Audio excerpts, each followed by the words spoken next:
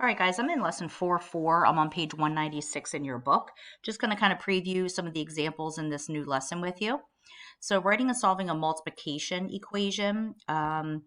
We just looked at adding and subtracting equations, so this is the same idea. Example 1, we have Juan charged the same amount for each painting. How much did he charge for each painting? You have to look at the picture here in the caption. It tells you that 3 paintings sold for $45. So again, they always show us a variety of ways of thinking through this. In this first example, we always think about the scale balance, right? So the left side should be balanced with the right side. You can think of the middle of this as being where our equal sign would go. Okay, so we have dividing the dollar amounts basically into three equal parts. Okay, another way of thinking about it is the bar diagram. Okay, the full dollar amount is the full bar, which is $45. This is painting 1, painting 2, painting 3. Notice they're equal size boxes because they each should cost the same. Okay, what we're going to be looking at really is the equation for this. Okay, so 3 paintings times X dollars each should equal $45. 3 paintings, they each cost X amount is what we do not know as our variable. We do know the total equaled 45. So we're going to be using what we call that inverse operation again. Okay, the inverse again is like the opposite operation. So this is using multiplication. So to figure this out, we're going to divide. Okay, and again, you're always using the number that's with your variable. So I'm going to be using this 3 to help me to solve it. Okay, again, the book shows it in line with the equation that they're dividing by 3 on both sides. Typically, we're going to show it underneath with a fraction bar, divide by 3, fraction bar, divide by 3. Remember, you have to divide by 3 on both sides to keep this balance, okay, from being kind of thrown off. Okay, so you have to keep it balanced, divide by 3 on both sides. You can put 45 divided by 3 in a calculator, and you get 15. 3 divided by 3, this side is going to cancel. 3 divided by 3 just gives you 1. So all you're left with on this side is 1x, which you guys know we don't even need to write the 1. And then 45 divided by 3 is 15. We've also looked at checking this answer, okay, substituting it back in. So if the original equation is 3 times x, and we think x is 15, well, we're double checking, is 3 times 15 balanced with 45. So 3 times 15, you can put that in the calculator and make sure it does equal 45. 45 balances with 45. That's like your check step that you know you did it correctly. Okay, so let's take a look down here at the bottom at the try it. Teresa picked the same number of tomatoes each day.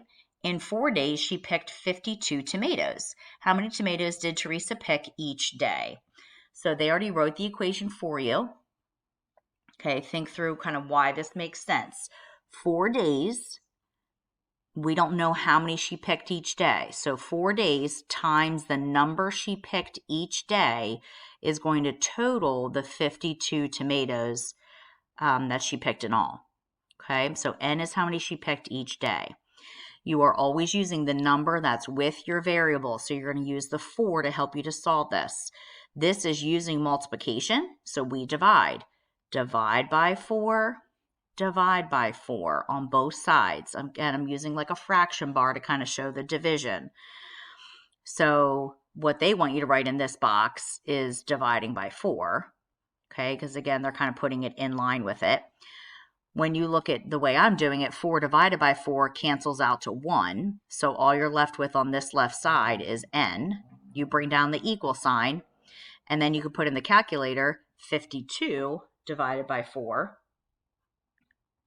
Doing that quickly, which is 13. Okay, so 52 divided by 4 is 13. So Teresa picked 13 tomatoes each day. Again, you could substitute it back in and make sure it's right. 4 times n is supposed to equal 52. We think n is now worth 13, and does that balance with 52? Double check on the calculator that 4 times 13 does give you 52. It does, in fact, equal 52. That's balanced with 52. That's your check step, so you know you did it correctly. Okay, so let's take a look at our next example. Go ahead and flip your page. Example 2, this time we're writing a division equation. We have 15 members of the ski club and they go on a group ski trip. Student groups received a special rate on lift tickets that is half off the daily rate. Okay, so it's kind of showing you this over here. So they want you to write and solve an equation to find T, the total cost of lift tickets. So half off a $79 lift ticket. So this is how they wrote the equation. Okay, T being the total cost of the lift ticket. So the total cost divided by the 15 students, the 15 members, is going to equal $39.50. Now, where do we get the $39.50?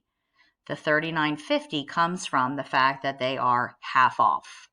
Okay, if they weren't half off, we could use the $79, but we did have to find that first. So half of 79 is the $39.50.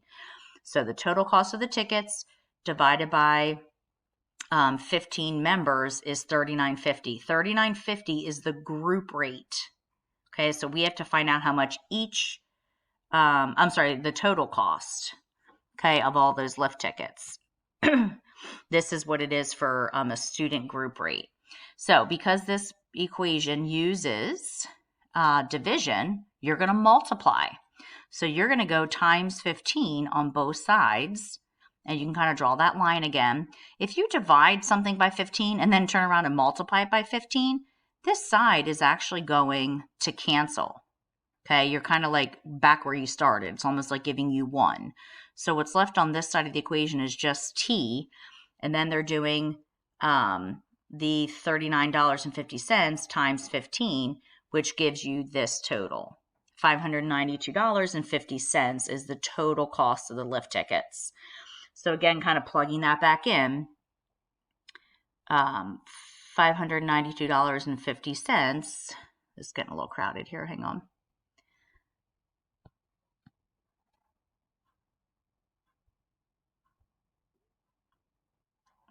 Okay, $592.50. You would divide that by 15 to make sure you get $39.50. Okay, so that's our total cost divided by the 15 members. So each discounted student rate is $39.50. All right, so it made that a little easier because they already showed you what the equation was. Let's see, on this example, we have Helen puts a total of 2,292 stickers in an album book. Each page in the album holds 24 stickers. So how many pages did she actually fill? When you look at this, multiplying and dividing are really inverse operations of each other. So really, you could write this either way. I want you to take a look right here. Sorry, I'm just changing my color here. Right here. Okay, you could take the total stickers, 2,292, and divide it by 24 stickers. That gives you the number of pages. Or if you think about it in a multiplication equation instead, 24 times the number of pages would give you that total amount of stickers. So really, you could write it as a multiplication or a division. They both are really showing the same thing. Okay? All right, let's look down at this. Try it. Megan is reading a 630-page book. She reads 18 pages each day. Write and solve a division equation to find the number of days it will take Megan to finish her book. So you could think about it like this. 18 pages every day. We don't know how many days it's going to take her, so that's our D, but we do know she's reading 18 per day. 18 times however many days she reads 18 should total this 630-page book to make sure she finishes it. This is a way of writing it as a multiplication problem. If you write it this way, you're then going to use division to solve it. I'm using the 18 because the 18 is the one that's with my variable. Oops. So I'm going to divide by 18 on both sides. 18 divided by 18 cancels out to just 1. So all I'm left with on the left side of the equation is D. And then you would do 630 divided by 18 on a calculator, and you would get 35. Okay, so the number of days it's going to take her is 35. So when you substitute this back in, what it's saying is 18 pages a day. She's going to read that for 35 days. 18 pages times 35 days should total this 630-page book. So you should double check on a calculator. Does 35 times 18 equal 630?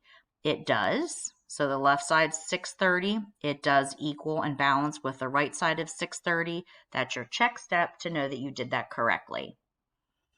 Okay. All right. Last wrap up is just our key concept. You can multiply or divide both sides of an equation by the same number, and that's what's going to keep it balanced. Okay. So you have just 2 examples here. Again, we're not really going to do the visual models, but you are going to write the equations and solve. Okay. What you guys should be practicing is over here on this right side. The only thing that you're writing here in 5 through 8 is how you would solve it, what you would do. So all you're looking at is in number 5, 18m means 18 times m. So to solve this, you're going to divide, and what you're dividing would be 36 divided by 18. Okay, so to figure this out, you would go 36 divided by 18. In number 6, it's t divided by 3. This uses division already. So you're going to do the opposite. You're going to multiply by 3. Okay, in number 7, it's 2 times y. So you're going to divide by 2. 2 is with y, so 2 is the number you're using to solve. So you're going to do 12 divided by 2. In number 8, it's already using division, so you're going to multiply. Again, you always have to do the inverse. So you're going to go times 5 on both sides of that. So this is kind of just asking you to explain how, like think through how you would actually solve it. It doesn't ask you to really solve it. Okay. In 9 through 12, this is probably the part that you guys should be trying. This is really wanting you to solve each of these. So 23 times D means I'm going to divide by 23 and divide by 23 on both sides. This is going to cancel. So really, this is the part you're putting in the calculator. In number 10, 74 times F. So you're going to divide, which is the inverse, on both sides to solve it. This is going to cancel to 1. This is what you're putting in the calculator to solve. Number 11 is y divide by 11. So you're going to multiply by 11. Multiplying by 11 on the left side is going to just cancel that. So 987 times 11 is what you're putting in the calculator. R divided by 187 means you're going to go times 187 on both sides. This side's going to cancel, so you're doing 9 times 187 in the calculator. Okay, so I'm just kind of walking you through how you should be doing each of these. All right, guys, hopefully this helps for those of you that are at home or have been absent to kind of keep up with what we're doing.